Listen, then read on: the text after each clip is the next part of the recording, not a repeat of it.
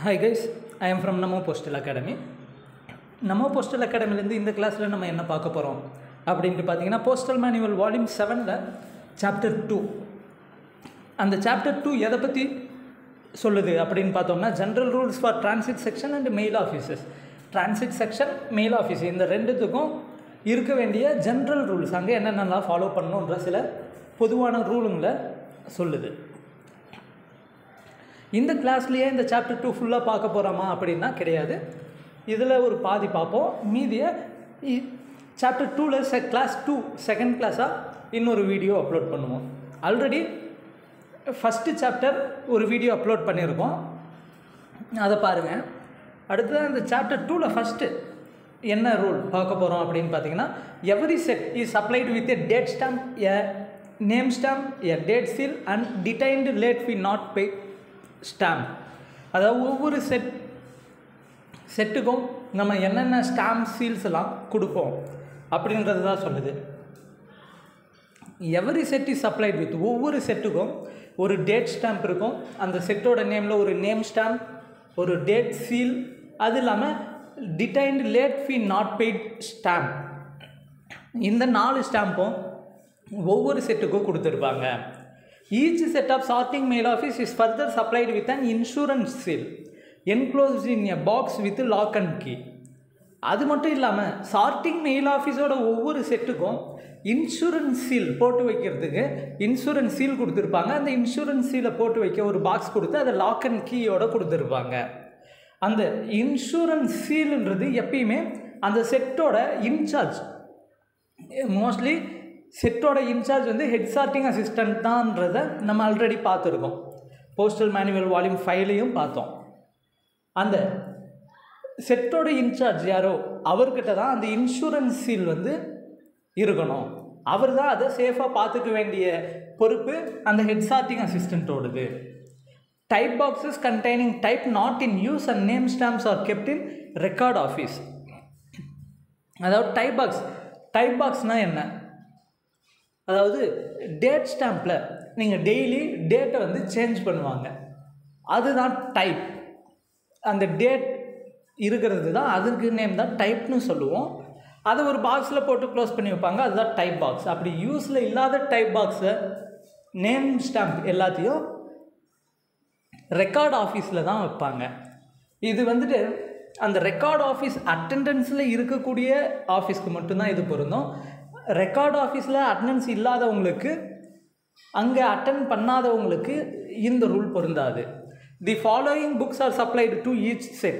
இந்த name stamp, insurance seal, type box அது மட்டும் இல்லாமல் சில புக்ஸும் ஒவ்வொரு செட்டுக்கும் கொடுத்துருப்பாங்க. அது என்னென்னு பார்த்தீங்கன்னா first one sorting list. Sorting லிஸ்ட்னால் என்னங்கிறது நம்ம ஆல்ரெடி பார்த்துருக்கோம். அதாவது எந்தெந்த ஆர்டிக்கலை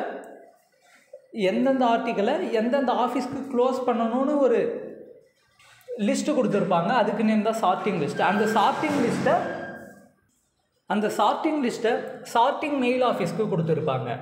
அடுத்ததாக guidance book not supplied to transit mail office section.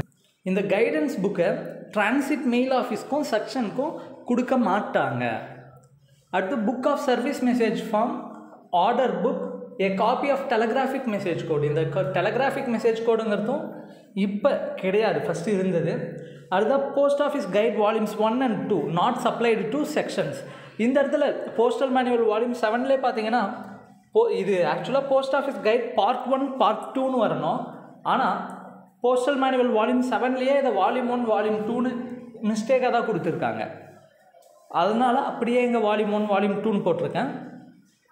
ஆனால் வால்யூம் 1 வால்யூம் 2ங்கிறது இந்த இடத்துல என்னென்னா post office guide part 1 and part 2 அது வந்து செக்ஷன்ஸ்க்கு கொடுக்க மாட்டாங்க, மெயில் ஆஃபீஸ்க்கு மட்டும்தான் கொடுப்பாங்க.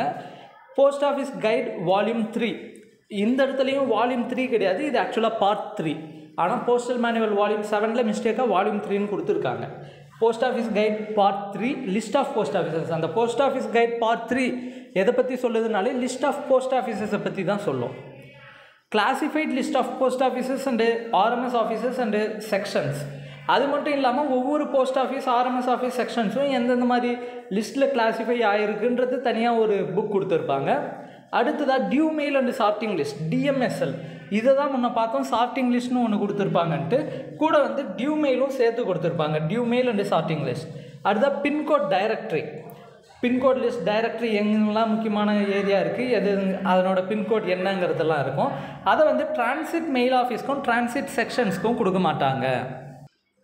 அடுத்ததாக எம்எம்எஸ் ஏர் ஷெடியூல்ஸ், இதுவும் டிரான்சிட் செக்ஷன்ஸ்க்கு கொடுக்க மாட்டாங்க. அதாவது எந்தெந்த டைமுக்கு மெயில் வேன் கிளம்புது, ஏர் மெயில் எந்தெந்த டைமுக்கு அந்த ஃப்ளைட் கிளம்புதுன்ற ஷெடியூல்லாம் இருக்கும். Each order book has 200 and guidance book has 100 serially numbered pages. இந்த கைடன்ஸ் புக் ஆர்டர் புக்னு 2 இருக்குது. அதில் கைடன்ஸ் புக்கில் 100 நம்பர்டு பேஜஸ் இருக்கும். வரிசையாக 1 2 3ன்னு 100 பக்கம் இருக்கும். அதே போல் ஆர்டர் புக்கில் 200 பக்கம் இருக்கும்.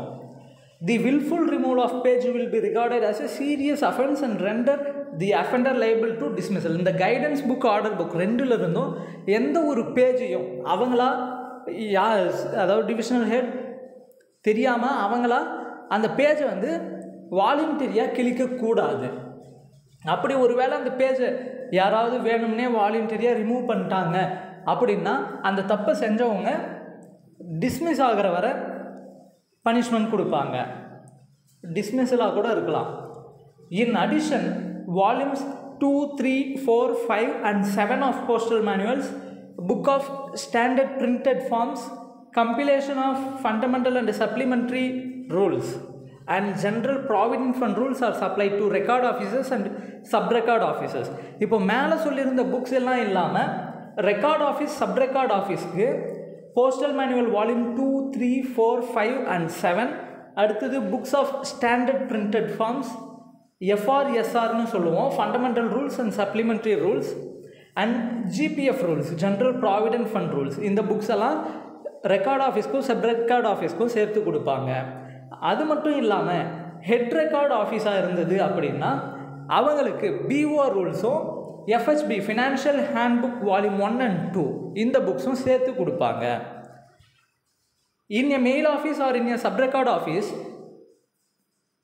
one book of service messages will ordinarily be used, the messages being sent as from state mails or from SRO.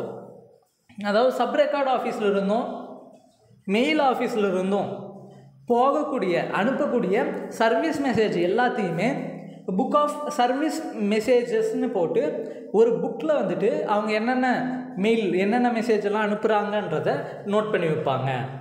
Each set of a section is supplied with a portfolio provided with a lock and key bearing the designation of section and number of set to which it belongs. அது மட்டும் இல்லாமல் ஒவ்வொரு செட்டுக்கும் போர்ட்ஃபோலியோன்னு ஒன்று கொடுத்து வைப்பாங்க.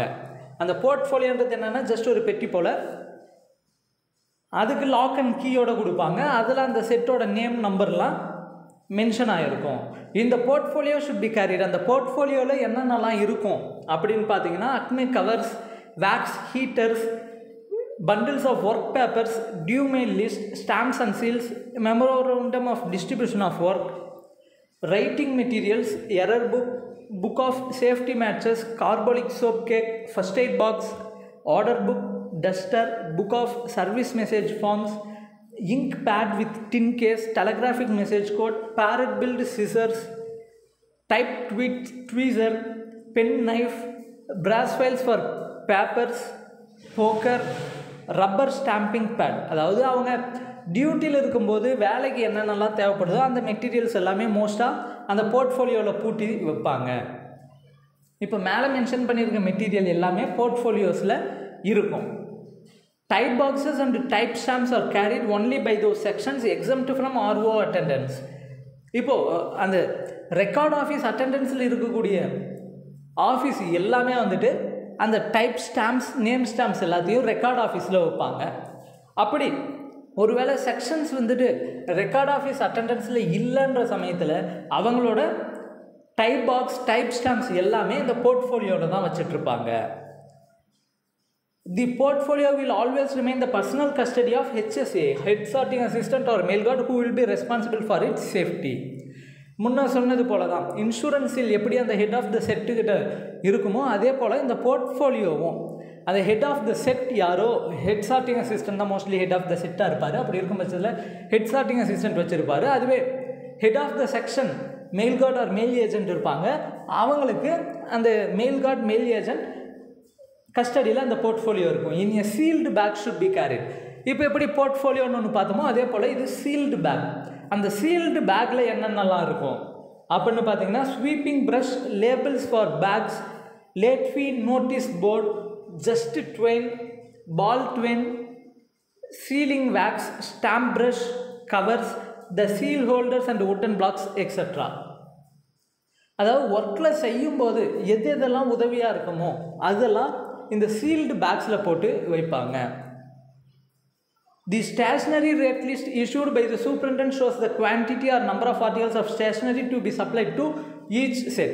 நம்ம already பார்த்தோம், ஒவ்வொரு செட்டுக்கும் இந்த ஸ்டாம்ப்ஸ் எல்லாம் ப்ரொவைட் பண்ணுவாங்க. அது ஃபஸ்ட் கிளாஸ் ஹெச்ஓகிட்டேருந்து வாங்கி வச்சுருப்பாங்கன்னுட்டு. அந்த ஸ்டேஷ்னரி ரேட் லிஸ்ட் யார் இஷ்யூ பண்ணுவாங்க அப்படின்னு பார்த்தீங்கன்னா, அந்தந்த டிவிஷனோட, அந்தந்த ஆர்எம்எஸ் டிவிஷனோட superintendent SRM or SSRM issue பண்ணியிருப்பாங்க. ஒவ்வொரு ஸ்டேஷ்னரியும் இவ்வளோ ஆர்டிக்கல் இந்தந்த செட் வச்சுருக்கணும், அதுக்கு எவ்வளோ ரேட்டுன்றது அதை ஒவ்வொரு செட்டுக்கும் சப்ளை பண்ணியிருப்பாங்க.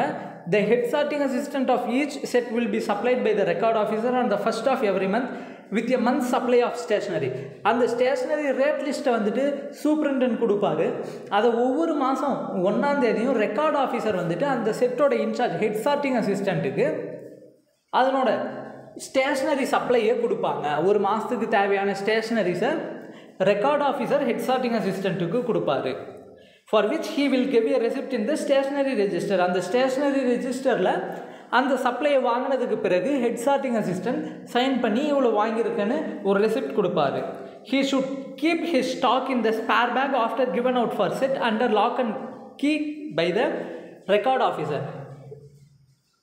அதை ரெக்கார்ட் ஆஃபீஸர்கிட்டேருந்து கொடுத்ததுக்கு பிறகு அவர் அந்த ஸ்டாக் எவ்வளோ இருக்கோ அதை லாக் அண்ட் கீ ஒரு பாக்ஸில் போட்டு அதை லாக் பண்ணி கீயை பத்திரமா ரெக்கார்ட் ஆஃபீஸர் வச்சுக்கணும்.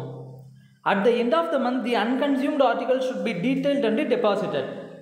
மாதம் 1ஆம் தேதி ஆனால் கொடுப்பாங்க. அந்த மாதம் முடிஞ்சதுக்கு பிறகு ரிமைனிங் எவ்வளோ இருக்குதோ அதை திரும்ப கொடுத்துட்டு டெபாசிட்டில் வச்சிடணும். A handbag is supplied to each sorting assistant, each mail guard and each van attendant to keep his personal luggage. Portfolio sealed back பார்த்தோம். இப்போது ஹேண்ட்பேக், ஒரு ஹேண்ட்பேக்கும் ஒவ்வொரு சார்ட்டிங் அசிஸ்டண்ட்டுக்கும் மெயில் கார்டுக்கும் அது இல்லாமல் வேன் அட்டெண்டன்ட்டுக்கும் கொடுப்பாங்க. அந்த ஹேண்ட்பேக் அது இல்லாமல் ரோல் ஆஃப் பெட்டிங், படுக்கிற பாய் மாதிரி ஒன்று, not exceeding 1 metre by 1.2 metre இன்கர். அதனோட லென்த்து பார்த்தீங்கன்னா 1 மீட்டர் × 1.2 மீட்டர். அதுதான் அந்த லென்த்தில் தான் இருக்கணும், அந்த சைஸில் தான் இருக்கணும் அந்த ஹேண்ட்பேக். அடுத்து தான் இந்த சைஸில் இருக்கக்கூடிய ஒரு ரோல் ஆஃப் பெட்டிங். இது 2 தவிர வேறு எந்த பர்சனல் லக்கேஜையும் எந்த ஒரு சார்ட்டிங் அசிஸ்டண்ட்டோ மெயில் கார்டு ஆர் மெயில் ஏஜென்ட்டோ வேன் அட்டெண்டண்ட்டோ மெயில் வேனுக்குள்ளே எடுத்துகிட்டு போகக்கூடாது. Any inspecting officer has authority to require a sorting assistant, mail guard or van attendant to inspect the handbag whether it contains any article which is not supposed to be with the official. அதாவது official work டைமில் எதெல்லாம் கூட வச்சுக்க கூடாதோ அதையெல்லாம் அந்த பேக்கில் ஒரு வேலை வச்சுருக்காரோன்னு சொல்லிவிட்டு எந்த டைமில் வேணுனாலும் இன்ஸ்பெக்டிங் ஆஃபீஸர் அவங்க டியூட்டியில் இருக்கக்கூடிய அந்த பர்சனை அவங்களோட ஹேண்ட்பேக் ஓப்பன் பண்ண சொல்லி காமிக்க சொல்லி இன்ஸ்பெக்ட் பண்ணலாம். Staff attached to a particular record office are directly subordinate to the record officer. அதாவது ஒரு ரெக்கார்ட் ஆஃபீஸ் இருக்கும், அந்த ரெக்கார்ட் ஆஃபீஸ்க்கு கீழே நிறைய செட்ஸ் அண்ட் செக்ஷன்ஸ்லாம் இருக்கும்.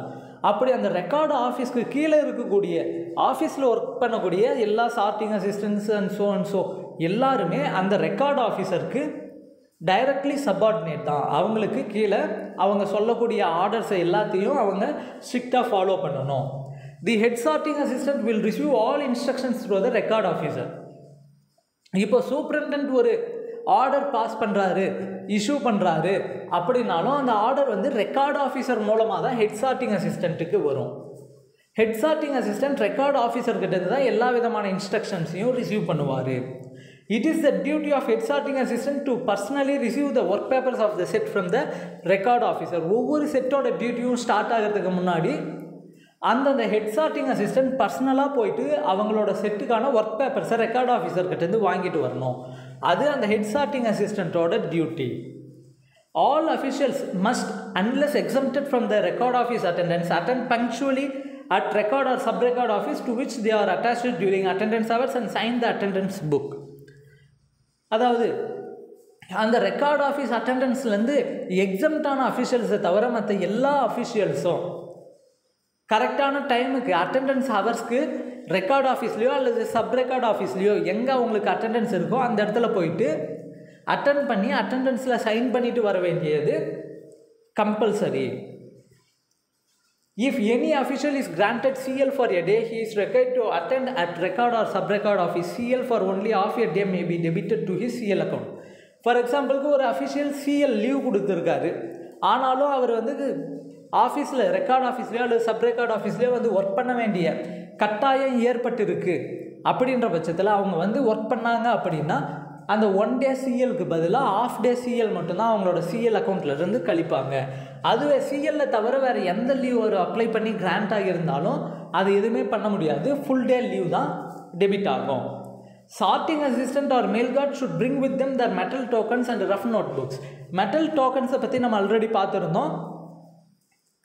இன்ஸ்பெக்டிங் ஆஃபீஸர்ஸை தவிர மற்ற எல்லோரும் மெட்டல் டோக்கன்ஸ் இருக்கும்னு. அதே போல் ஒரு சார்ட்டிங் அசிஸ்டண்ட்டோ அல்லது மெயில் கார்டோ டியூட்டிக்கு வரும்போது அந்த மெட்டல் டோக்கனையும் ரஃப் நோட் புக்ஸ் அவங்க என்னென்ன ஒர்க் பண்ணுறாங்கன்றதை நோட் பண்ணுறதுக்கு ரஃப் நோட் புக்ஸையும் கம்பல்சரியாக அவங்க கூட எடுத்துகிட்டு வரணும். The mail agent or mail guard of a set of section should also see that the portfolio of the set has been brought to the record office. அது மட்டும் இல்லாமல் அந்த மெயில் ஏஜென்ட் மெயில் கார்டாக இருந்தால் அவங்க அவங்களோட போர்ட்ஃபோலியோவை அந்த ரெக்கார்ட் ஆஃபீஸ்க்கு daily எடுத்துகிட்டு வராங்களான்றதையும் கரெக்டாக பார்த்துக்கணும். As a general rule, the staff of mail offices are exempted from record office attendance. பொதுவாக ஜென்ரலாகவே மெயில் ஆஃபீஸில் இருக்கக்கூடிய ஸ்டாஃப் வந்து ரெக்கார்ட் ஆஃபீஸ் அட்டெண்டன்ஸ்லேருந்து எக்ஸம்ட் ஆவாங்க. The HSA should, with the assistance of other sorting assistants, should check the work papers of the set, comparing receipt list with dispatch list and corresponding entries in registered parcel or mail or MO abstract, and write up from his own and other sorting assistants rough notebooks the daily report and extract reports relating to the trips. அதாவது ஒவ்வொரு head sorting அசிஸ்டண்ட்டும் அந்த settle இருக்கக்கூடிய மற்ற sorting அசிஸ்டண்ட்டோட அசிஸ்டன்ஸை வாங்கிக்கிட்டு அவங்க காலையில் receive பண்ணக்கூடிய work பேப்பர்ஸோட evening இவங்க செஞ்சு முடித்த ஒர்க் பேப்பர்ஸையும் சேர்த்து செக் பண்ணணும். ரெசிப்ட் லிஸ்ட்டும் டெஸ்பேச் லிஸ்ட்டும் கரெக்டாக இருக்கான்றதை செக் பண்ணணும். அது மட்டும் இல்லாமல் அவங்க செக் பண்ணதை எல்லாம் கரெக்டாக இருக்குதுன்னு சொல்லிட்டு அந்தந்த அப்ஸ்ட்ராக்டில் நோட் பண்ணணும். அதுவும் ஹெட் சார்ட்டிங் அசிஸ்டண்ட்டோட டியூட்டி. அதை நோட் பண்ணுறது மட்டும் இல்லாமல் அந்தந்த சார்ட்டிங் அசிஸ்டண்ட் எழுதியிருக்கிற ரஃப் நோட் புக் அவங்க என்னென்ன வேலை செஞ்சாங்க, என்னென்ன இர்ரெகுலரிட்டிஸ்லாம் இருக்குதுன்றத அவங்களோட ரஃப் நோட் புக்கில் எழுதி வச்சுருப்பாங்க. அதே போல் சார்ட்டிங் அசிஸ்டண்ட்டும் அவரோட ரஃப் நோட் புக்கில் அவர் பார்த்ததை எழுதி வச்சுருப்பார். அப்படி எழுதி வச்சது எல்லாத்தையும் வச்சு டெய்லி ஒர்க் முடிஞ்சதுக்கு பிறகு head sorting assistant daily report prepare பண்ணணும். அதில் அவங்க என்னென்னலாம் எழுதியிருக்காங்களோ, மற்ற அந்த செட்டில் இருக்கக்கூடிய அத்தனை பேர் என்னென்னலாம் எழுதியிருக்காங்களோ அது எல்லாத்தையும் கன்சால்டேட் பண்ணி நோட் பண்ணி டெய்லி ரிப்போர்ட் நோட் பண்ணணும். This duty should be performed before the work hours are sent enclosed in a bag with entry in the mail list to the record office. இந்த டியூட்டி எல்லாம் எப்போ அவர் எழுதணும்னா work papers வந்துட்டு record ஆஃபீஸ்க்கு போகிறதுக்கு முன்னையே எழுதி வைக்கணும். Each sorting assistant should have the work papers examined in his presence by record officer and should assist the record officer in examination. Record ஆஃபீஸில் அட்டெண்டன்ஸ் போகக்கூடிய சார்ட்டிங் அசிஸ்டன்ட்ஸ் எல்லாருமே அவங்களோட ஒர்க் பேப்பர்ஸை ரெக்கார்ட் ஆஃபீஸர் எக்ஸாமைன் பண்ணுறதுக்கு கொடுக்கணும். அவர் examine பண்ணுறதுக்கு ஏதாவது help தேவைப்பட்டதுன்னா அது எல்லாத்தையுமே செய்யணும். The checking of work papers and preparation of daily report and exact reports may be performed by head sorting assistant either during rest time before attending the record office or at the record office. இந்த work பேப்பர்ஸை check பண்ணுறது, daily report prepare பண்ணுறது, அதுலேருந்து report extract பண்ணி extract reports prepare பண்ணுறது எல்லாமே head sorting assistant செய்வார்னு பார்த்தோம். அந்த ஹெட் சார்ட்டிங் அசிஸ்டன்ட் எப்போ அந்த வேலையெல்லாம் செய்யலான்னு பார்த்தீங்கன்னா, எப்போ ஃப்ரீயாக இருக்காரோ, அவரோட ரெஸ்ட் டைம் எப்போயோ அப்போ, அதாவது ஒரு ரெக்கார்ட் ஆஃபீஸில் அட்டெண்டன்ஸ் போடுறதுக்கு முன்னாடி அவர் ஃப்ரீயாக இருக்கிற டைமில் பண்ணலாம். அப்படி இல்லைன்னா அங்கே ரெக்கார்டு ஆஃபீஸ்க்கு போயிட்டு எக்ஸாமைன் ரெக்கார்ட் ஆஃபீஸர் எக்ஸாமைன் பண்ண ஸ்டார்ட் பண்ணுறதுக்கு முன்னாடி அந்த வேலையை செஞ்சு முடிச்சிடலாம். The head sorting assistant is required to submit to the superintendent through the record officer a daily report to which the irregularities observed by him or reported to him by the other sorting assistants must be brought to notice. இந்த daily ரிப்போர்ட்டில் என்னென்ன work செஞ்சாருன்றது எல்லாத்தையும் note பண்ணதாக பார்த்தோம். அதே போல் ஒவ்வொரு நாளும் record officer மூலமாக அந்த ஹெட் சார்ட்டிங் அசிஸ்டன்ட் சூப்ரண்டன்ட்க்கு எஸ்ஆர்எம் ஆர் எஸ்எஸ்ஆர்எம்க்கு என்னென்ன இர்ரெகுலாரிட்டிஸ்லாம் அவரும் அவங்க மற்ற சார்ட்டிங் அசிஸ்டண்ட்டும் ஃபேஸ் பண்ணாங்கன்றத அவங்களோட ரஃப் நோட் புக்ஸ்லேருந்து கன்சால்டேட் பண்ணி எழுதணும். The daily report should be written by the head sorting assistant from the rough note books of the set. அந்த டெய்லி ரிப்போர்ட்ன்றதையே head sorting assistant rough note புக்ஸில் இருந்து தான் எழுதணும். In mail offices where LSG supervisors, இவ்வளோ நேரம் head sorting அசிஸ்டண்ட்டை பார்த்தோம். இப்போது ஹெட் சார்ட்டிங் அசிஸ்டண்ட்லேயே in mail offices where LSG supervisors have been sanctioned in addition to LSG or HSG sorting assistants. Each LSG supervisor will submit a daily note to head sorting assistant who will forward it to division office through record officer along with the daily report. Mail ஆஃபீஸில் அதாவது selection grade head sorting assistant இருக்கும்போது அங்கே LSG supervisors ஒரு வேளை sanction பண்ணியிருந்தா, அதாவது head sorting assistant இருக்காங்க selection கிரேடில், அது இல்லாமல் அந்த செட்டில் எல்எஸ்ஜி சூப்பர்வைசர்னு ஒருத்தர் இருந்தாங்க அப்படின்னா அவங்களோட அந்த ஹெட் சார்ட்டிங் அசிஸ்டண்ட் அனுப்பக்கூடிய டெய்லி ரிப்போர்ட் கூட அந்த எல்எஸ்சி சூப்பர்வைசர்ஸ் நோட் பண்ணக்கூடிய டெய்லி நோட்னு ஒன்று அட்டாச் பண்ணி அனுப்பணும். Supervisor speed post centre will also use the same format MS-83 for submitting his daily report to the manager speed post. Speed post சென்டரோட சூப்பர்வைசரும் அவரோட டெய்லி ரிப்போர்ட்டை MS-83 என்ற ஃபார்மேட், சேம் ஃபார்மேட் தான், டெய்லி ரிப்போர்ட்டுன்றதே MS-83 தான். அந்த supervisor of speed post centre அதே ஃபார்மேட்டில் தான் டெய்லி ரிப்போர்ட்டை ப்ரிப்பேர் பண்ணுவார். அவர் அந்த சூப்பர்வைசர் ஸ்பீட் போஸ்ட் சென்டர் அவரோட டெய்லி ரிப்போர்ட்டை யாருக்கு சப்மிட் பண்ணுவார் அப்படின்னு பார்த்தீங்கன்னா, மேனேஜர் ஸ்பீட் போஸ்ட்டோட மேனேஜருக்கு அவரோட டெய்லி ரிப்போர்ட்டை சப்மிட் பண்ணுவாங்க. The empty bags remaining over from the previous trips or spells of duty are required to be sent to unit bag office or district bag office concern.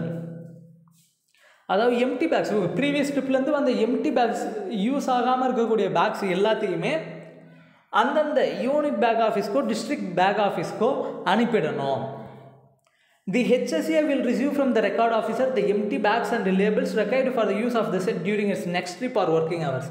அதாவது ஒரு செட்டுக்கு தேவையான packs, empty back எல்லாமே அவங்களோட வேலைக்கு எத்தனை packs தேவைப்படுதோ அந்த ஒர்க் பேப்பர்ஸை பொறுத்து ரெக்கார்ட் ஆஃபீஸர்கிட்டேருந்து அந்த ஹெட் சார்ட்டிங் அசிஸ்டன்ட் தான் அந்த எம்டி பேக்ஸ் எல்லாத்தையுமே வாங்கிட்டு வருவார். அவர் அந்த எம்டி பேக்ஸ் எல்லாத்தையுமே கரெக்டாக இருக்கான்னு செக் பண்ணிவிட்டு அவங்களோட மெயில் அப்ஸ்ட்ராக்ட்ன்றது என்னென்னா எவ்வளோ பேக் வந்தது, எவ்வளோ பேக் போனது, என்னென்ன பேக் வந்ததுன்றதை நோட் பண்ணுவாங்க. அந்த மெயில் அப்ஸ்ட்ராக்டில் ரெசிப்ட் ஃப்ரம் த ரெக்கார்ட் ஆஃபீஸர்ன்ற ஹெட்டில், ரிசீவ்டு ஃப்ரம் ரெக்கார்ட் ஆஃபீஸ்ன்ற ஹெட்டில் எத்தனை எம்டி பேக்ஸ் ரிசீவ் பண்ணாரோ அதையும் நோட் பண்ணணும். At all changing stations, the relieving set should be present on the platform before the arrival of the train by which it has to proceed. Changing stationsனால் என்ன அப்படின்றத நம்ம already பார்த்தோம். அப்படி அந்த changing ஸ்டேஷன்ஸில் த relieving set, அதாவது எந்த set வந்துட்டு டியூட்டியில் join பண்ணுதோ, ஒரு செட்டை டியூட்டிலேருந்து அனுப்பிட்டு இன்னொரு செட் டியூட்டியில் ஜாயின் பண்ணுது அப்படின்னா அந்த ஜாயின் பண்ணக்கூடிய செட் அந்த ட்ரெயின் வர்றதுக்கு முன்னாடியே அந்த பிளாட்ஃபார்மில் ப்ரெசென்ட் ஆகி இருக்கணும். At all other stations the set should be present at hour fixed by the superintendent which will be at least ½ hour before the departure of the train. அது வந்துட்டு சேஞ்சிங் ஸ்டேஷனாக இருந்தது அப்படின்னா ட்ரெயின் வர்றதுக்கு முன்னே அந்த செட் அங்கே ப்ரெசென்ட் ஆகிருக்கணும். அதுவே மற்ற ஸ்டேஷன்ஸ்லன்னு பார்த்தீங்கன்னா என்னென்ன டைமுக்கு அவங்க அந்த இடத்துல ப்ரெசண்ட் ஆகி இருக்கணுன்றது சூப்பரண்டன்ட் எஸ்ஆர்எம் ஆர் எஸ்எஸ்ஆர்எம் டைம் கொடுத்துருப்பாரு. அவர் கொடுத்துருக்க டைமுக்கு மினிமம் 1/2 hour முன்னாடியாவது அந்த இடத்துல ப்ரெசண்ட் ஆகி இருக்கணும். அந்த 1/2 hour முன்னன்றது ரெகுலராக ஒரு வேளை 1 hour 2 hourக்கு முன்னாடியே வரணுன்ற மாதிரி நிலைமை இருந்தது அப்படின்னா, அதே எப்பயாவது ஒரு முறைன்னா பரவாயில்ல, ரெகுலராகவே approval of the head of the circle must be obtained if early attendance beyond 1/2 hour is required as a regular measure. ரெகுலராகவே அரை மணி நேரத்துக்கு முன்னாடி வந்தால் போதாது, இன்னும் முன்னாடி வரணுன்ற நிலைமை இருந்தது அப்படின்னா ஹெட் ஆஃப் த சர்க்கிளோட அப்ரூவல் கம்பல்சரி வாங்கணும். When the mails to be delivered at changing station by the relieved set have been handed out, the mail agent or mail guard of the relieving set should enter the van and take over the mail bag to be transferred to his charge by the relieved set. அதாவது relieved set relieving set ரெண்டு இருக்குது. Relieved செட்னா என்ன அப்படின்னா, அவங்களோட duty முடிஞ்சிட்டு கிளம்புற set relieved set. Relieving செட்டுனா டியூட்டியில் ஜாயின் பண்ண வேண்டிய செட் ரிலீவிங் செட். அப்படி அந்த ரிலீவ்டு செட் அது டியூட்டி முடிச்சுட்டு போகிறவங்க கிட்ட இருந்து பேக்ஸ் வந்து ஜாயின் பண்ணுறவங்களுக்கு ட்ரான்ஸ்ஃபர் ஆகுதுன்ற சமயத்தில் அந்த டியூட்டி முடிச்சுட்டு போகிறவங்க வெளியில் கிளம்புறதுக்கு முன்னாடி அந்த மெயில் வேனுக்குள்ளே டியூட்டியில் ஜாயின் பண்ணுறவங்க உள்ளே போயிட்டு பேக்ஸ் எல்லாத்தையும் கரெக்டாக இருக்கான்னு செக் பண்ணி வெளியே போகிற செட்டுக்கிட்ட இருந்து எல்லா பேக்கும் வாங்கிக்கணும். வாங்கிட்டு செக் பண்ணி முடித்ததுக்கு பிறகு தான் எல்லாத்தையும் சக்ஸஸ்ஃபுல்லாக ட்ரான்ஸ்ஃபர் பண்ணி பிறகு தான் அந்த வெளியே போகக்கூடிய வேண்டிய செட் வந்துட்டு மெயில் வேனை விட்டு வெளியே இறங்குவாங்க. After this is done, the officials of the relieved set have to quit the van and other officials of the relieving set should enter. முன்ன வந்து அந்த செட்டோட mail agent or mail card தான் உள்ளே போயிட்டு செக் பண்ணுவாங்க. அவர் செக் பண்ணதுக்கு பிறகு வெளியே போக வேண்டிய செட் மொத்த பேரும் வேனை விட்டு கீழே இறங்கி வெளியில் போயிடணும். அவங்க வெளியில் போனதுக்கு பிறகு அந்த செட்டில் ஒர்க் பண்ணக்கூடிய மற்ற அஃபிஷியல்ஸ் மெயில் வேனுக்குள்ளே போகலாம்.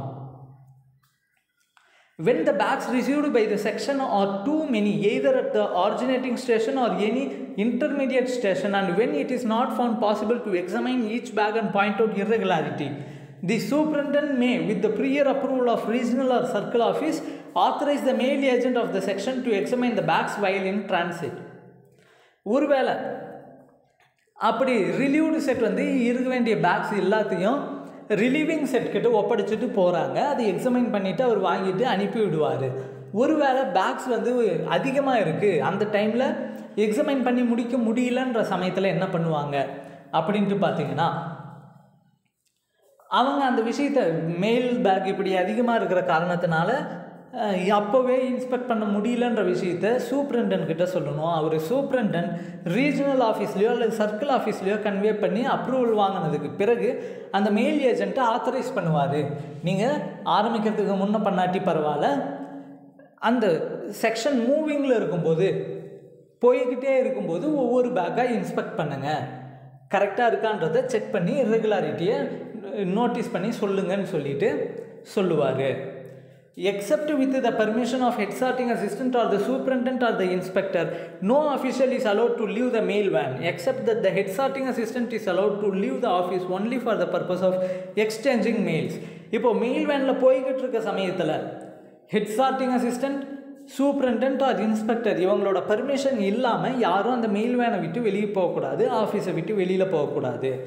ஹெட் சார்ட்டிங் அசிஸ்டண்ட்டோ அந்த செட்டோட ஹெட் யாரோ அவங்க மட்டும் அந்த மெயில் வேனை விட்டோ ஆஃபீஸை விட்டோ வெளியே போகலாம். ஆனால் அதுக்கான ரீசன் என்னவாக இருக்கணும்னா, அந்த மெயில்ஸை எக்ஸ்சேஞ்ச் பண்ணுறதுக்காக மட்டும்தான் வெளியில் வரணும். வேறு எந்த ரீசனுக்காகவும் அவங்க ஆஃபீஸை விட்டோ மெயில் வேனை விட்டோ வெளியில் வரக்கூடாது. When the train is drawn up at a railway station platform, the window of the van on the side of platform should be closed after the mail have been exchanged and kept closed till the train starts. அதாவது ஒரு mail van வந்துட்டு railway station பிளாட்ஃபார்மில் நிற்குதுன்ற சமயத்தில் என்ன பண்ணியிருக்கணும்னா, அந்த mails எல்லாமே exchange பண்ணதுக்கு பிறகு பிளாட்ஃபார்ம் ஓரமாக இருக்கக்கூடிய டோர்ஸ் எல்லாமே க்ளோஸ் பண்ணி தான் இருக்கணும். Staff on duty are prohibited from talking to travelers or acquaintances at railway stations. அந்த இடத்துல அங்கே மெயில் வேனில் இருக்கக்கூடிய எந்த ஸ்டாஃபும் வந்துட்டு பப்ளிக்கோட தேவையில்லாமல் பேசுகிற விஷயம்லாம் எதுவும் இருக்கக்கூடாது. Smoking, cooking and the use of naked lights or entry of unauthorized persons in male van is strictly prohibited and renders the official liable to removal. அதாவது மெயில் வேனுக்குள்ளே ஸ்மோக்கிங், குக்கிங் அப்படி எதையும் யூஸ் பண்ணக்கூடாது. அன்ஆத்தரைஸ்டு பர்சன்ஸ் யாரும் mail வேனுக்குள்ளே வரக்கூடாது. அப்படி யாராவது செய்கிறாங்க அப்படின்னா அதுக்கு காரணமாக இருக்கிற அஃபிஷியல் யாரோ அவங்கள டியூட்டிலேருந்து ரிமூவ் பண்ணிவிடுவாங்க. No stove or private lamp should be carried in mail van except with the authority of superintendent. சூப்பரண்டன்ட்டோட பெர்மிஷன் இல்லாமல் எந்தவித ஸ்டவ்வோ அல்லது ப்ரைவேட் லேம்ப் எதையும் அந்த மெயில் வேனில் எடுத்துகிட்டு போகக்கூடாது. இப்போது இந்த கிளாஸில் நம்ம பார்க்குறது விஷயம் எவ்வளோ தான் சார். அடுத்ததாக இன்னும் ஒரு 10 ரூல் இருக்குது இந்த சாப்டர் 2ல். General rules for transit sections and mail ஆஃபீஸஸில் இன்னும் ஒரு 10 ரூல் இருக்கும். அது நம்மளோட அடுத்த வீடியோவில் பார்ப்போம். தேங்க்யூ. கண்டிப்பாக பாருங்கள், யூஸ்ஃபுல்லாக இருக்கும்னு நினைக்கிறேன். யாராவது சப்ஸ்கிரைப் பண்ணாமல் இருந்தால் சப்ஸ்கிரைப் பண்ணிக்கோங்க. தேங்க்யூ.